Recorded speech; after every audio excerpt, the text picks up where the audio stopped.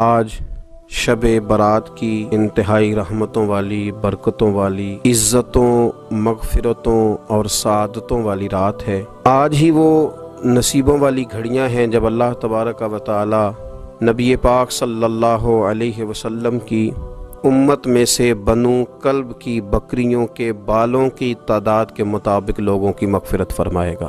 یاد رکھیے گا کہ یہ وہ مقدس گھڑیاں ہیں کہ مغرب سے لے کر صبح صادق تک اللہ تبارک و تعالی آسمان دنیا پر نزول اجلال فرماتا ہے جو اس کی شان کے لائق ہے، اور وہ اعلان فرماتا ہے آج کی رات کہ ہے کوئی بخشش مانگنے والا میں اسے بخش دوں، ہے کوئی رزق طلب کرنے والا میں اسے رزق عطا کروں، ہے کوئی میری بارگاہ سے اس بات کا سوالی کہ میں اس کے اوپر کرم فرماؤں۔ بس ضرورت کس چیز کی ہے؟ ضرورت اس چیز کی ہے کہ ہم نے یہ جو حدیثیں بار بار سنی ہوئی ہیں ان پر غور کریں، اور یہ نہ سوچیں کہ یہ پچھلے سال بھی ہم نے بات سنی تھی، بلکہ اس پر پورا غور کریں اور حدیث کے ایک ایک جملے، ایک ایک حرف اور ایک ایک لفظ پر عین الیقین کر کے بیٹھ جائیں جھولی پھیلا کے، اور عرض کریں کہ اللہ تمہارے اوپر فضل فرما، اللہ تو ہمارے اوپر رحم فرما۔ تو کوشش کریں کہ بہت زیادہ استغفار پڑھا جائے آج کی رات میں، اور کوشش کریں کہ سورہ یاسین کی تلاوت کی جائے، سورہ ملک اور سورہ واقعہ کو پڑھا جائے، اور درود و سلام کثرت کے ساتھ نبی پاک صلی اللہ علیہ وسلم کی بارگاہ عالی مرتبت میں عرض کیا جائے۔ نبی پاک صلی اللہ علیہ وسلم نے ہماری توجہ دلائی۔ حضور صلی اللہ علیہ وسلم نے فرمایا بے توجہی کے ساتھ ادھر ادھر خیالات کر کے رب سے نہ مانگا کرو، تردد کے ساتھ، بے یقینی کے ساتھ نہ مانگا کرو، بلکہ رسول کریم صلی اللہ علیہ وسلم نے فرمایا، یہ حدیث پاک مسلم شریف میں موجود ہے، حضور فرمانے لگے جب رب سے مانگو نا تو اصرار کر کے مانگو، جب رب سے مانگو تو اصرار کر کے، بچہ ناز دکھا رہا ہے اصرار کر رہا ہے، اللہ سے مانگو تو اصرار کر کے مانگو، اور فرمایا رغبت کے ساتھ مانگو۔ کیا خوبصورت لفظ ہے حدیث کے۔ حضور فرمانے لگے اصرار کر کے مانگو، رغبت کر کے مانگو۔ رب کے لیے کوئی چیز دینا مشکل تو نہیں ہے نا، اس کے لیے کوئی مشکل ہے تمہیں عطا کرنا؟ تو رغبت کر کے اللہ سے سوال کرو، اسے مناؤ۔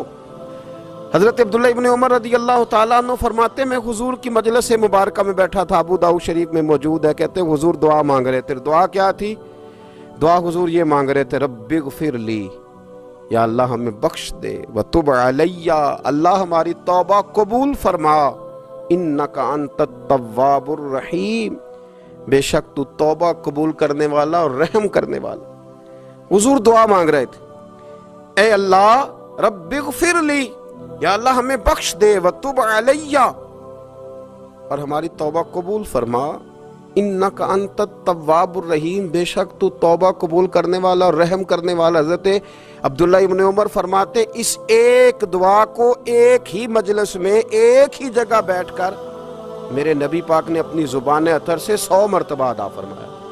100 مرتبہ حضور نے یہ لفظ کہے، رب اغفر لی وتب علیہ، رب اغفر لی وتب علیہ، رب اغفر لی، اے اللہ بخش دے، رحم فرما، وتب علیہ، بس قبول کر لے نا اب ہماری توبہ، انک انت التواب الرحیم، بے شک تو توبہ قبول کر لیا کرتا ہے، تو رحم فرمایا کرتا ہے۔ ایک ہی مجلس میں 100 دفعہ حضور نے دعا مانگی، دعا مانگ کے پھر دعا مانگی، اور دعا مانگ کے پھر دعا مانگی۔ اللہ کو منایا میرے رسول پاک نے، حضور نے ہمیں بتلایا، اسے مناؤ، اس کی بارگاہ عالی مرتبت میں جھکو، اور حضور نے خود بھی یہ طریقہ ہمارے سامنے بطور سنت کے چھوڑا، اور پھر نبی پاک صلی اللہ علیہ وسلم نے آگے بڑھ کے ہمیں کچھ اور باتیں بھی ارشاد فرمائی۔ حضور نے ہمیں بتلایا کہ پچھلے لوگ اپنے رب کو کیسے مناتے تھے، وہ کس طرح اس کے حضور ناز عرض کرتے تھے۔ حضور نے ہمیں اللہ کو منانے کے طریقے بھی بتلائے، فرمایا جب ماں باپ دعا مانگیں گے اولاد کے حق میں تو وہ مان جائے گا۔ حضور علیہ السلام نے فرمایا جب مسافر دعا مانگے گا تو اللہ مان جائے گا۔ فرمایا میرے رسول کریم نے کہ جب بیمار دعا مانگے گا تو اللہ مان جائے گا۔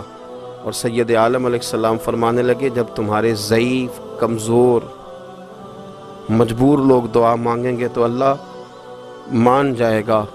اور حضور نے فرمایا جب تم فرض ادا کر کے دعا مانگو گے تو اللہ مان جائے گا۔ اور میرے محبوب نے فرمایا جب پچھلی رات اٹھ کے تم اس کے حضور عرض کرو گے تو وہ تمہاری دعاؤں کو قبول کر لے گا، وہ تو مان جائے گا۔ اور حضور نے ہمیں دن بتائے، فرمایا جمعے والے دن مانگنا مان جائے گا، شب قدر کو مانگ لینا مان جائے گا. شب برات میں دعائیں کرنا وہ مان جائے گا. رمضان کی راتوں میں مانگنا مان جائے گا. قرآن پاک کے ختم کے موقع پر دعا کرنا مان جائے گا. طریقے بتلائے. اب یہ ہے کہ ہم نے تو مانگنا تھا نا اس کی بارگاہ میں, ہم نے تو حاضر ہونا تھا, ہم نے تو جانا تھا. اب ہم نے آگے بڑھنا ہے, اس کے حضور عرض کرنا ہے. حضور نے ہمیں بتلایا کہ مومن متقی ہوتا ہے نا, پرہیزگار ہوتا ہے, تو اس نے کچھ نیکیاں بھی کی ہوتی ہیں. جس طرح اسے اپنے گناہوں کا پتہ ہوتا ہے نا, اسے پتہ ہوتا ہے کہ نہیں یار فلاں کام میں نے فقط اللہ کی رضا کے لیے کیا ہوا ہے, وہ میرا اور میرے رب کا راز ہے. فرمایا جب تم بڑے الجھ جاؤ نا, جب تم بڑی آزمائش میں آ جاؤ, اور جب تم سمجھ لو کہ اب میں بڑی تکلیف میں آ گیا ہوں, تو پھر ایک طریقہ حضور نے ہمیں اور بھی بتلایا مانگنے کا, ایک اور طریقہ بھی بتلایا, اور وہ روایت صحیح مسلم میں موجود ہے. راوی حضرت عبداللہ ابن عمر رضی اللہ تعالیٰ عنہ. حضور فرماتے ہیں 3 لوگ سفر کر رہے تھے. یہ آپ اندازہ فرمائیے, صحیح مسلم کی حدیث ہے, اور ذرا حضور کے سمجھانے کا ایک یہ رنگ بھی ہے اللہ کو منانے کا, ایک یہ انداز بھی ہے اس کی بارگاہ میں گزارشات پیش کرنے کا. یہ بھی ایک طریقہ حضور نے ہمیں بتلایا. اگرچہ اپنی نیکیوں کو چھپانا چاہیے, نیکیاں جو چھپی ہوئی ہوتی ہیں وہ قیمتی ہوتی ہیں, وہ قیمتی چیزیں ہوتی ہیں جو لوگوں نے چھپا کر کے رکھی ہوتی ہیں. حضرت عبداللہ ابن عمر فرمانے لگے کہ نبی پاک صلی اللہ علیہ وسلم فرماتے ہیں 3 لوگ سفر کر رہے تھے, رستے میں طوفان آ گیا, تیز بارش شروع ہو گئی, تو حضور فرماتے ہیں وہ تینوں بارش سے بچنے کے لیے ایک غار میں چھپ گئے. ان کو پتہ ہے پرانے زمانے کے اندر غاریں ہوتی تھیں, اور لوگ جب سفر کرتے تھے لمبے تو پتھروں اور پہاڑوں کے بیچ میں سے سفر کرتے تھے. وہ غار کے اندر چلے گئے. اب چونکہ طوفان بہت زیادہ تھا, جب وہ غار کے اندر چلے گئے تو اللہ کے پیارے حبیب صلی اللہ علیہ وسلم فرماتے ہیں پتھر اوپر سے لڑکتا ہوا آیا, اور غار کے منہ کے آگے آ کے اس نے غار کو بند کر دیا. اب اتنا تیز اور اس مضبوطی کے ساتھ وہ پتھر لگا, اور اتنا صحیح فٹ ہوا کہ اندر روشنی آنی بھی ختم ہو گئی. اب 3 لوگ ہیں. تھوڑی دیر تو وہ پریشان رہے کہ شاید اب کبھی بچ نہیں سکیں گے, شاید چاروں جانب اندھیرا ہی ہے اور اندھیرا ہی رہے گا, شاید یہاں سے نکلنے کے لیے اب ہمیں کوئی رستہ میسر نہیں آئے گا. وہ پہلے تو پریشان ہوئے, پھر کہنے لگے یار اس طرح کرو, ذرا غور کیجئے گا میری بات پہ.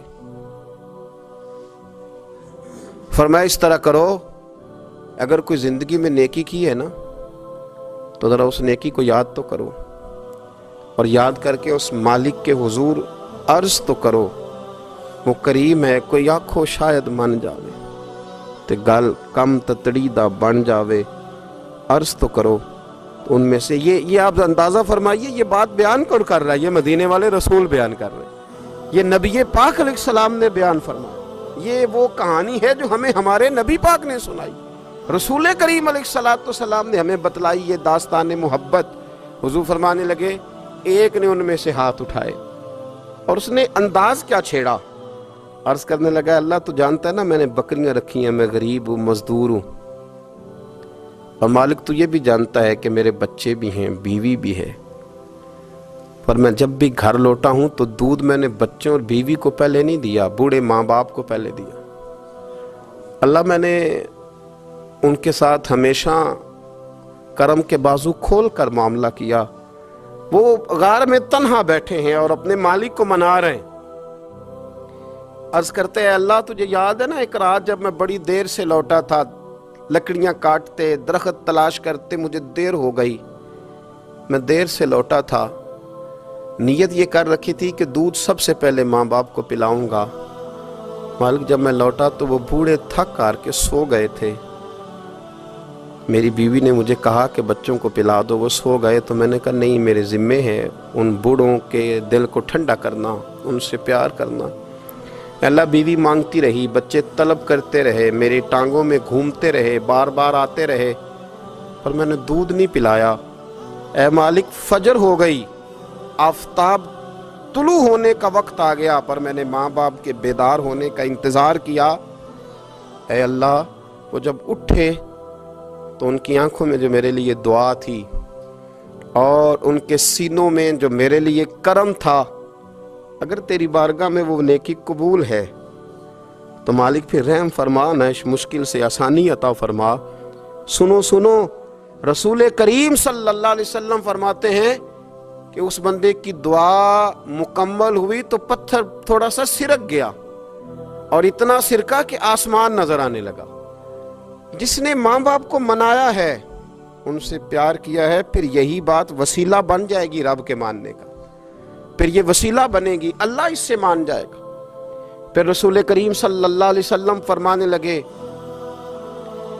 دوسرا بولا اور عرض کرنے لگا کہ اے اللہ، تو جانتا ہے مجھے اپنے چچا کی بیٹی بھانے لگی تھی، میں اس کی طرف رغبت کرنے لگا تھا، اور میں نے جب اس سے جا کے ارادہ کیا کہ میں تیرا طالب ہوں، تو اس نے مجھے کہا کہ پہلے 100 دینار لاؤ بانا۔ تو اللہ، میں نے مشقت کر کے 100 دینار جمع کیے، اور جب میں پوری طرح اس پر حاوی ہو گیا، وہ میرے قبضے میں آ گئی اور گناہ کا میں نے ارادہ کر لیا، تو اس عورت کے منہ سے ایک جملہ نکلا کہ اللہ سے ڈر، اے مالک وہ میرے قبضے میں تھی، اے اللہ میں گناہ پر قادر تھا، میں چاہتا تو گناہ کر لیتا، لیکن جب اس نے تیرا نام لے کے کہا نا کہ اللہ سے ڈر، اللہ میں ڈر گیا، میں اسے چھوڑ کے آ گیا۔ اگر تجھے یہ بات پسند ہے تو پھر نکال دینا اس مشکل سے، پھر کر دینا کرم۔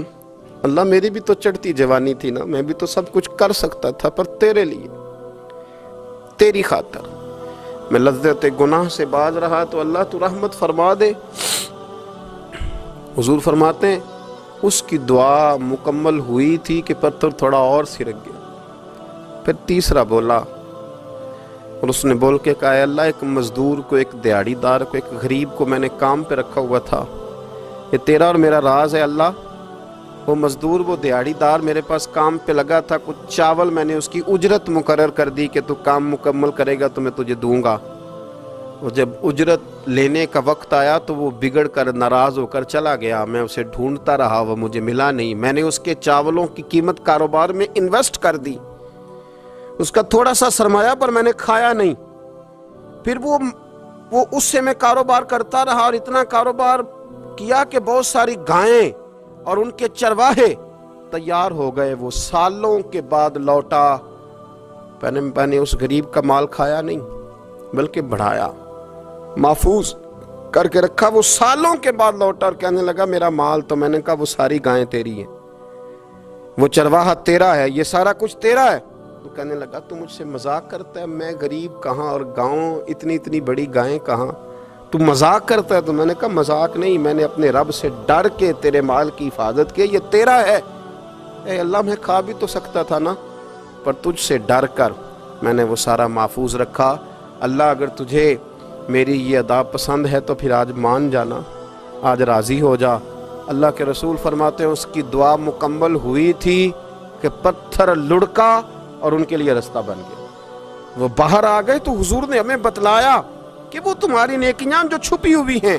سنیے، بخاری میں حدیث ہے، نبی پاک صلی اللہ علیہ وسلم نے فرمایا، حضرت ابو ہریرہ رضی اللہ تعالیٰ عنہ راوی ہیں، حضور فرماتے ہیں ایک شخص مرنے لگا تو اپنے بچوں سے کہنے لگا کہ میں جب مر جاؤں تو مجھے جلا دینا، اور پھر میرے جلے ہوئے وجود کو پیس دینا، پھر مجھے ہوا میں اڑا دینا، پتر مجھے اڑا دینا، مجھے بڑا ڈر لگتا ہے، اگر رب نے مجھ سے حساب پوچھا تو میں قابل نہیں ہوں، اڑا دینا مجھے ہواؤں میں، اگر اس نے مجھ سے عذاب لیا تو حساب لیا تو بڑا سخت حساب لے گا۔